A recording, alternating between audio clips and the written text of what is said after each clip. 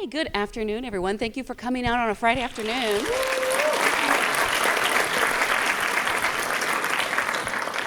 So you people don't have jobs, or? I'm playing hooky as well because I just had to be here to welcome you to this conversation with the cast of Grace and Frankie. At this time, please join me in welcoming the two remarkable actresses who embody the title roles. They are true legends. They first worked together in the 1980 classic 9 to 5, and between them,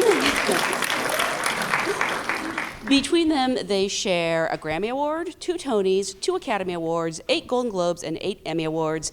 Please welcome Grace and Frankie themselves, Jane Fonda and Elliott.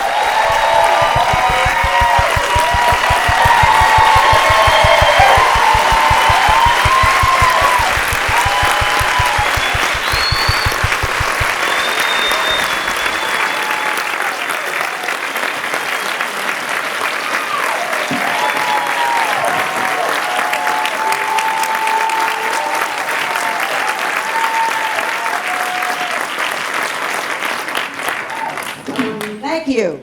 Well, I'm afraid we're out of time now. So, do you ever get sick of that? That must follow you everywhere you go. What a wish. Really, because I'm more than happy to follow you around with a constant standing ovation if you need. We are here today with a SAG audience, and so I always like to start by asking, how did you get your SAG card? By working in 1959.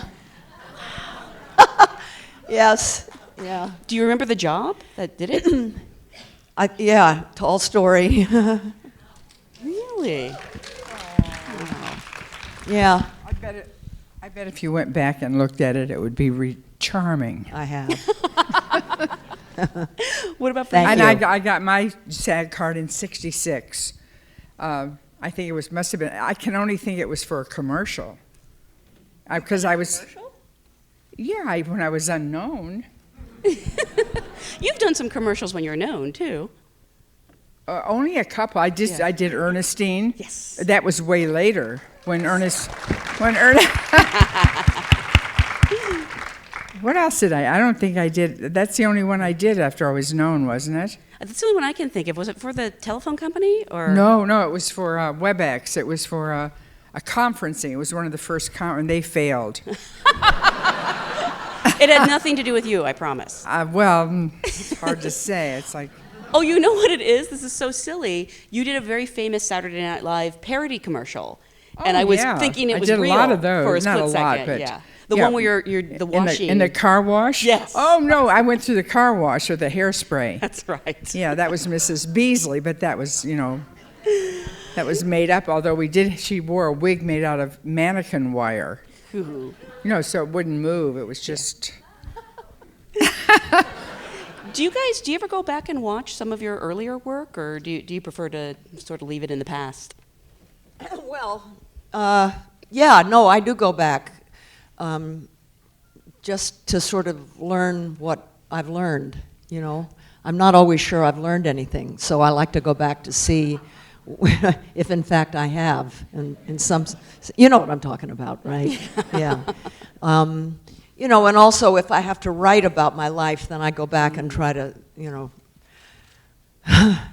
some of them they hold up, like Barefoot in the Park really holds up, and Julia holds up, and On Golden Pond holds up, Coming Home, yeah. Clue 9 to 5 holds up. Yes. That really holds up. Well, what about China Syndrome and Oh my gosh. Yeah, that and all Coming holds up. Home? Do you know that it took me almost a year to convince her to be in 9 to 5? What? And after filming 1 week, she talked to my co-producer, Bruce Gilbert, and said, let me out of my contract, and you don't have to pay me.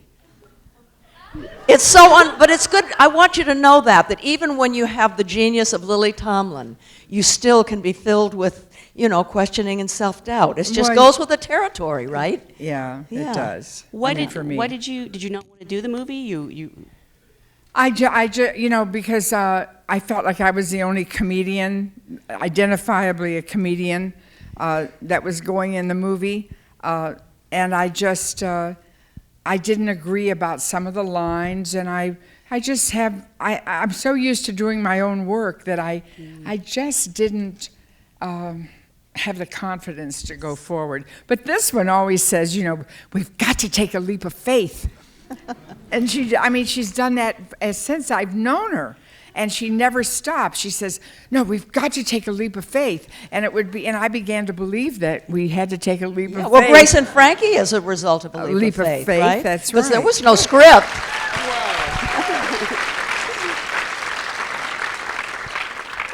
How did the idea for Grace and Frankie first present itself to you if there wasn't a script? Oh, well, they just, they said, you and Jane want to do something? They thought we wanted to do something together, which we probably did. And, we just You're hadn't still thought not about sure? it. Yeah. and so then we met with Marta. Marta had an idea for a show, and she wanted us to do it, and she pitched it to us, and we liked it, and it was just what we needed because it was about women of our age. And there was so little really available, generally speaking. We'd say when we have a movie part, we'd say well, it costs me money to do these movies. Right. Especially When independent you'd have film. a little can featured identify, part right? or a supporting role of some kind, because it just did cost us money, didn't it? Why did it cost us money? Well, if it's a low-budget movie, you have to pay for your own wig and pay for your own costumes. And that's what happens at our age. So, we got lucky. Well, I mean, for that matter, I know you did the film Grandma, obviously, which came out last year. You had to drive your own car in that movie. Oh, I did. Well, I was out of choice, though. That was a choice car. And you wore your own clothes, and you filmed it in 19 days, right? Yes, and I didn't change my clothes. Well, yeah. Well, Marta Kaufman, who is such a brilliant showrunner and writer, obviously she did Friends and Dream On. Were you familiar with her work? Were there several people pitching you ideas, and hers was the one that stuck? No, they weren't pitching us several ideas. They were that pitching we ideas.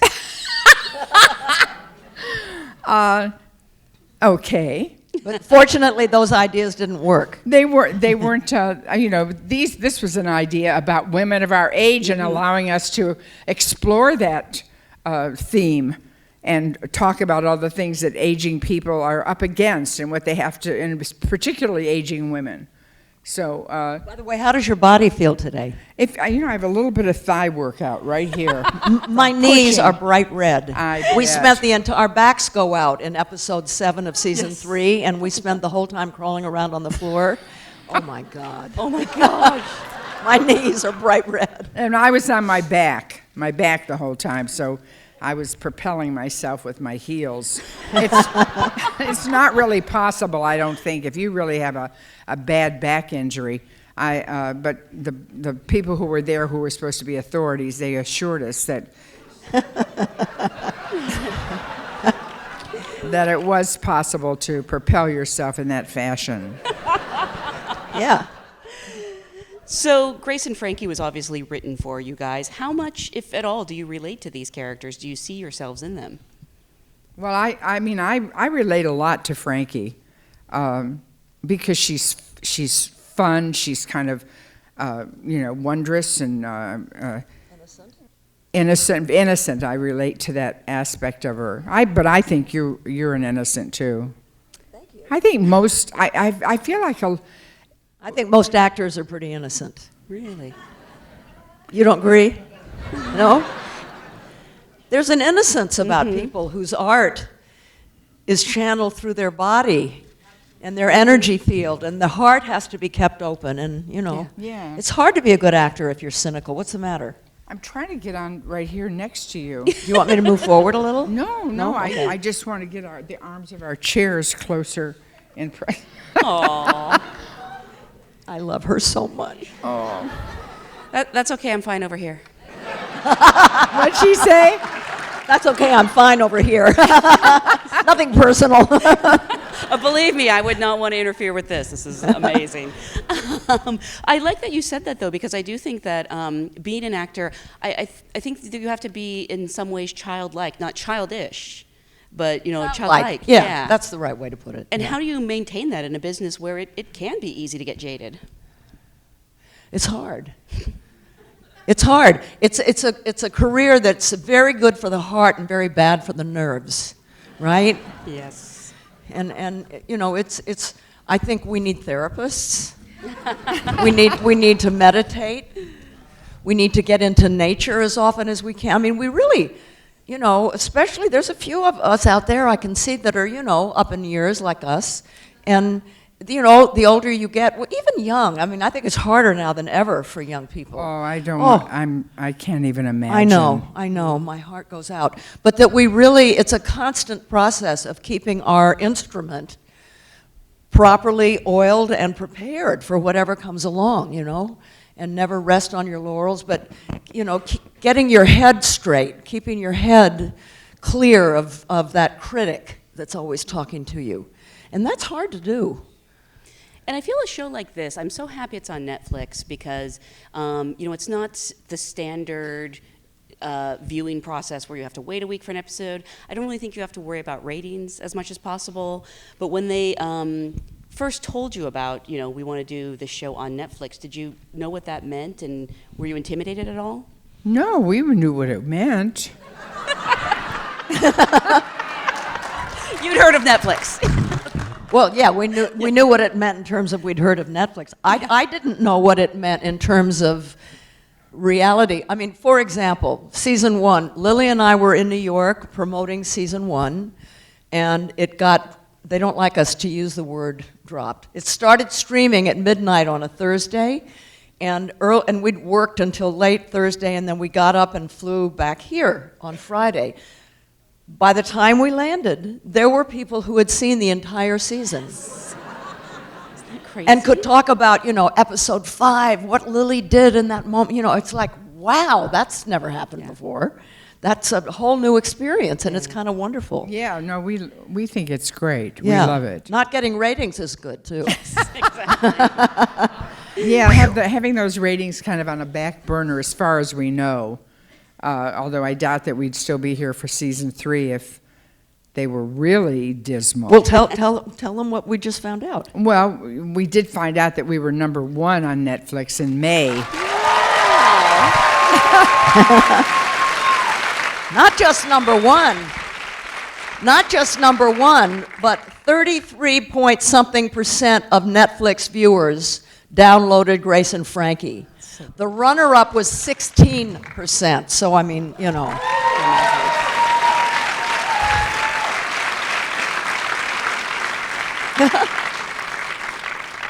Might as well brag. That's about pretty good. This month we're probably 0, but anyway. Yeah. Yeah. There are so many people. We just are kind of dumbfounded because, you know, we figured we'd probably get people our age, so, you know, pretty much somewhere in over 50 or something. But like so many young kids like the series. They really do. And obviously you guys are fantastic, but this whole ensemble is really flawless. And I'm curious, you've worked with Sam and Martin before, obviously, but the chemistry of this ensemble, you guys were cast first, and then did they start adding people in? And you really do feel like you've been married to these people for years. Yeah, and Sam, the first week that we worked, Sam came in and he was like, I had not worked with Sam. She had known him from Newsroom, and I said, "Is this what Sam is really like?" Because I was used to seeing him on NYPD or where he plays the district attorney, and even on Newsroom he was a certain kind of very kind of eccentric, straightforward kind of guy, but he was like a big puppy dog, just flopping around and. He had a lock on the character from the very first day. He had a lot. He just was Saul. Yeah. And then it was most epitomized that very first episode. We're sitting at the table eating at that dinner, and he says, and he's like eating those clams, or you know, it they was live just in their amazing. own spoon. Yeah, he just really did have it down.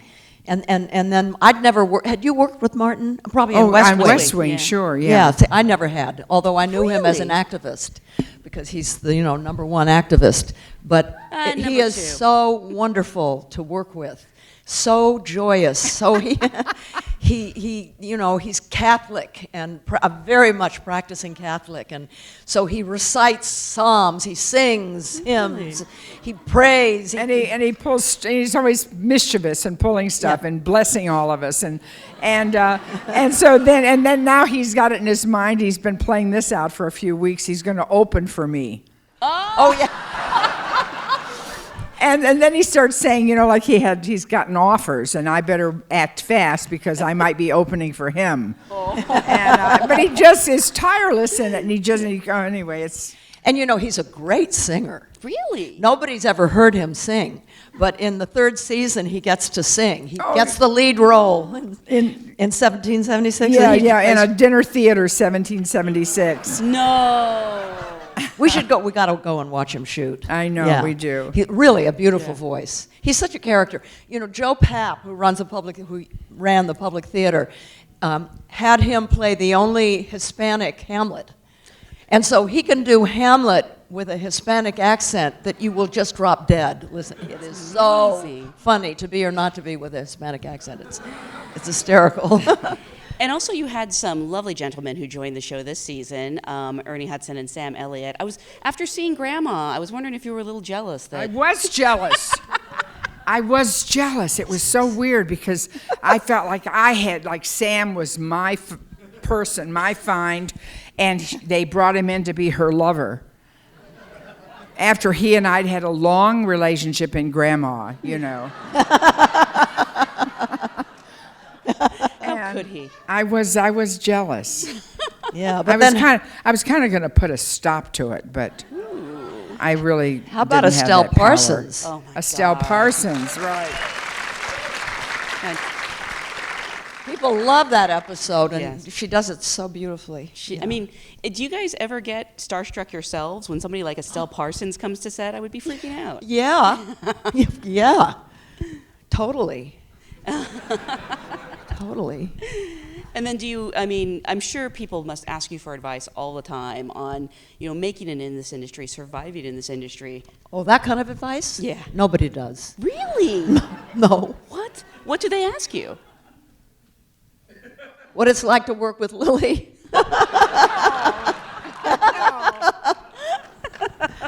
They asked me, is that true what Jane Fonda wrote on her blog?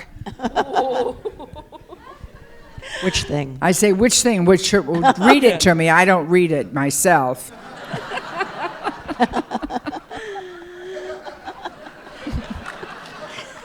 Oh, nice shoes.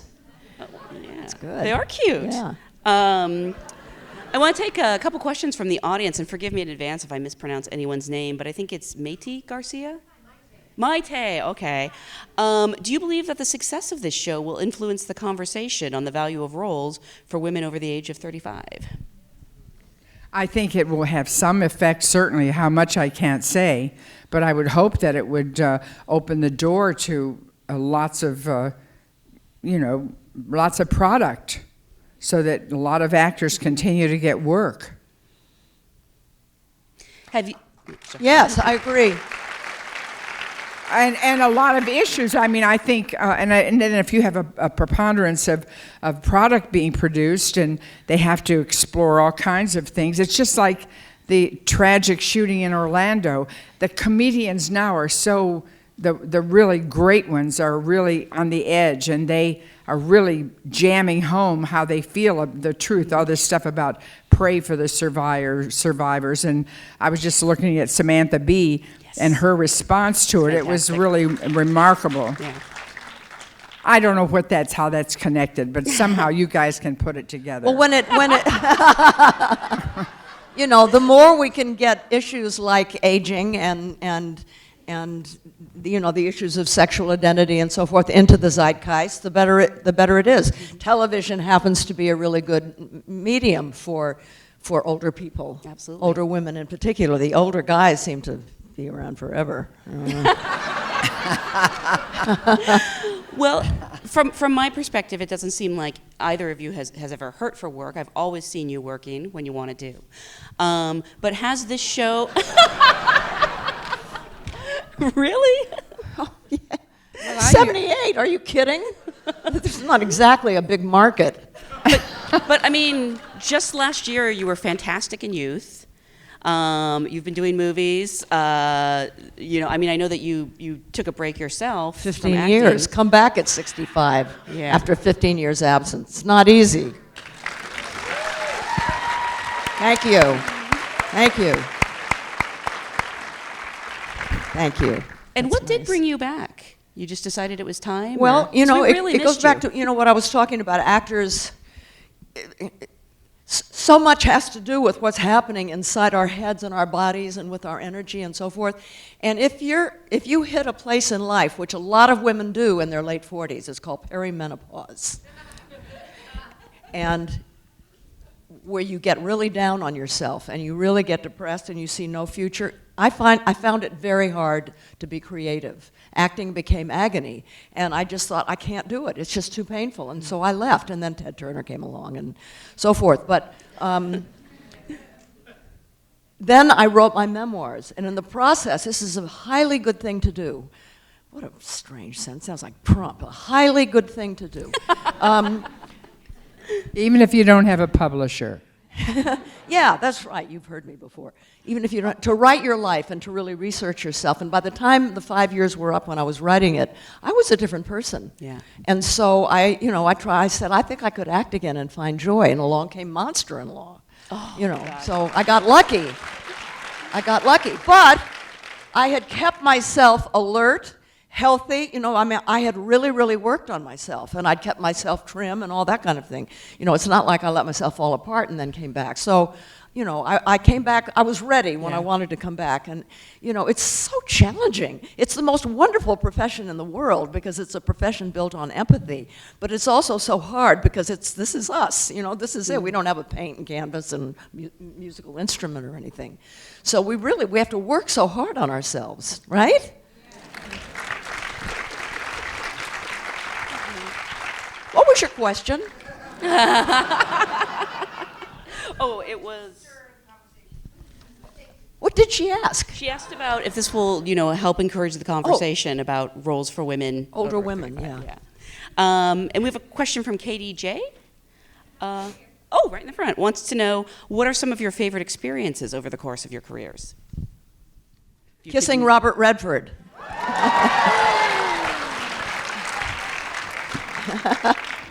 And Sam Elliott, I'm sorry. Oh, yeah. Lily? Kissing Sam Elliott? Well, I think my favorite, I kissed him too, but... You kissed him first. I kissed him first, that's true, but, that was sort of like a pay for play. That's right, it was. And then he backed out on the deal. Yeah. That's right, I forgot. Yeah, he was gonna give me some money for an important mission that I was on, and he reneged on it. After he got the kiss. Yeah, after he got the kiss, it was. But that's not related to my finest experiences. There's so many great experiences, but I don't think of them like kissing Robert Redford. Although, Well, you wouldn't.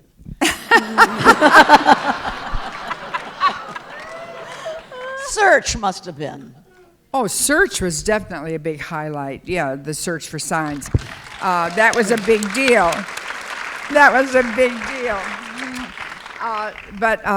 So many things, like my mother's coming to my first Broadway show and standing in the aisle and thanking everyone for coming.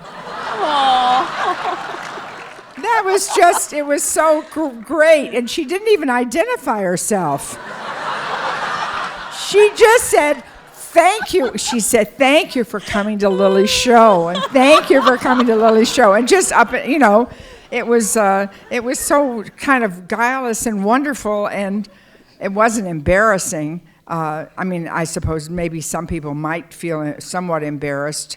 Maybe if they were like a SAG or equity steward, they would like hold a tight rein on how things are supposed to go. But no, I think of that. I think of the night, the last performance of Search on Broadway, and and everybody, and all in one body, the audience began to chant, author, author, author. Aww. That was so great, and Jane happened to be there. We could hardly track her down, but she was off somewhere meandering in a theater, and we brought her out onto the stage.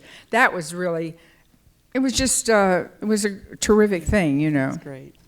We have a question from Robin, who wants to know what was the most difficult. I think this is about on Grace and Frankie. What's been the most difficult scene to film, either emotionally or technically? Oh, for me, it was the very first scene. Where our husbands have asked us to meet them at a restaurant, and we think it's because they're going to announce they're going to retire, and then we don't have to see each other anymore. Our husbands being law partners, and then instead we find out they've been lovers for 20 years and they want to get married.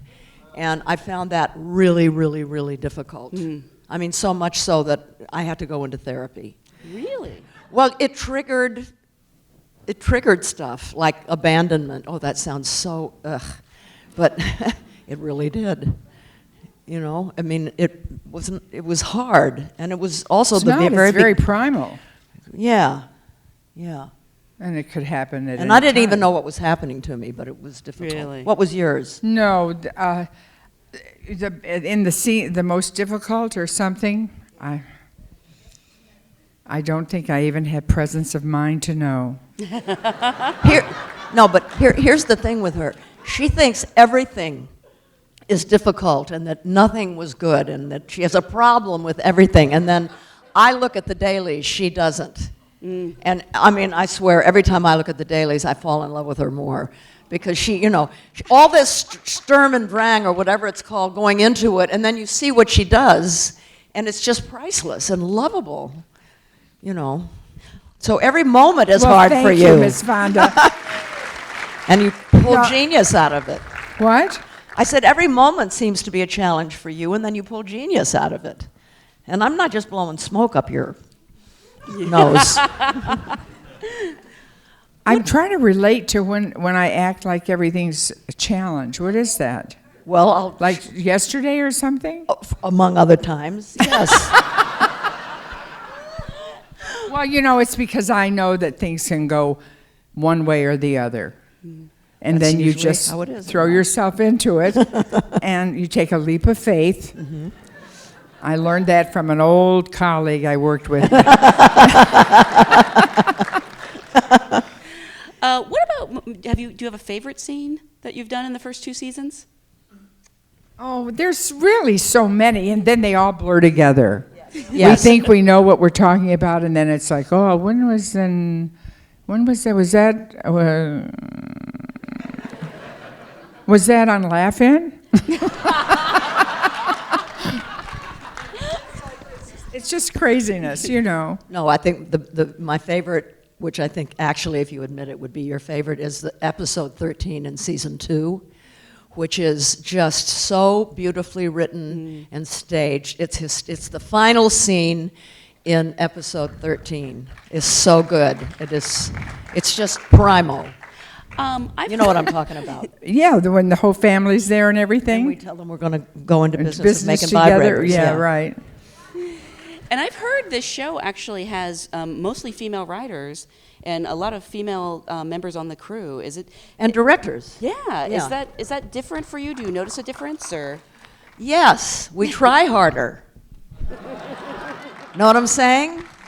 I mean, it's very striking to me to see how the women directors prepare way more than the men do. Interesting. Oh, yeah, it's really Oh my amazing. God! Yes. The guys come in, they're like really cool, like, you know, and like, and they start shooting, and everybody like is sitting around looking at each other. But the women come in, they're like so enthused, and they've got Shot lists. and ideas about how to do it, and they let everybody in on it, and everybody's working together. It's kind of remarkable. Yeah, and the vibe on the set gets lighter. Yeah.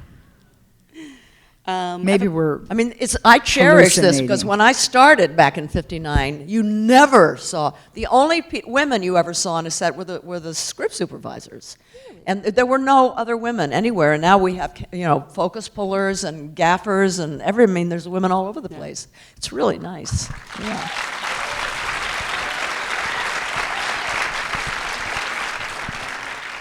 I have a question from, I think it's Tamara Rupert. Tamara, I am like 2 for 3.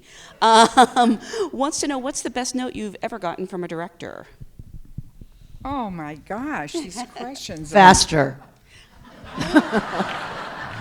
Sidney Pollack he'd like, and Mike Nichols also, although I never worked with him, but I saw him, it's like, okay, now let's do one for speed. And invariably it would be the best. Wow. Yeah. Well, I didn't have that much movie experience, but television, a director used to say, have fun. And of course, I didn't respond well to that. Do you have any, dream guest stars that you would love to get on the show? Because I'm like really hoping like maybe Dolly Parton could show up. You and us. We love Dolly. We want Jane and I want Dolly on, And Dolly wants to be on. right. All right. And so we keep hoping they'll come up with an idea for her to enter into our world in a way that's acceptable to them. And that she won't be on tour, because this year she was on tour. So Or for that matter, Dabney Coleman. Oh, Dabney. Let him play a nice guy this time around. He played a nice guy on Golden Pond. That's right. He was my fiancé. Totally Let us know. forgot. Yes. Oh my gosh. Yes. Okay. So well, he made it up to you. I have to always speak up for having brought Dabney Coleman to your attention. Not only did you bring Dabney Coleman on, but you brought Elizabeth Wilson Right. and Colin Higgins. Really? Oh, See? how did I bring Colin And Higgins? you also made it into a comedy. How did I get Colin It Higgins? was your idea. I should give you a percentage. Well, golly, Colin Higgins.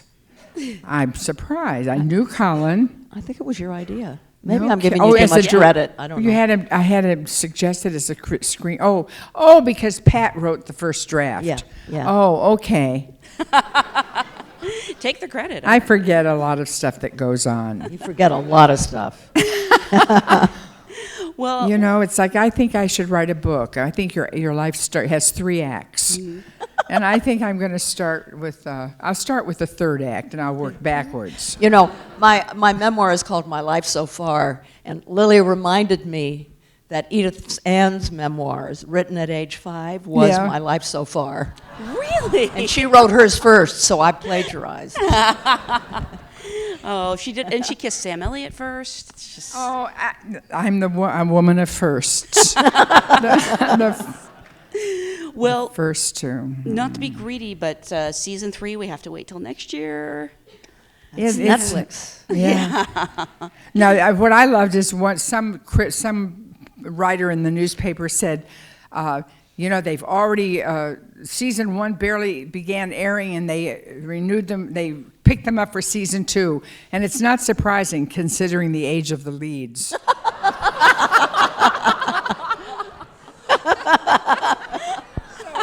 I love that. So we've been picked up. I think they'll pick up the 4th pretty quick. I would be pretty surprised. Well, until season 3, I will just keep watching season 2 over and over again. Congratulations, though, on another great season. You really have somehow managed to top yourself from a fantastic first season. And I can't wait to see what you guys do next. Thank you so much for being here. And Thank you. we've got negotiations coming up. We've got to fight. It's going to be a big fight. We have to fight to get our fair share with this new media, right?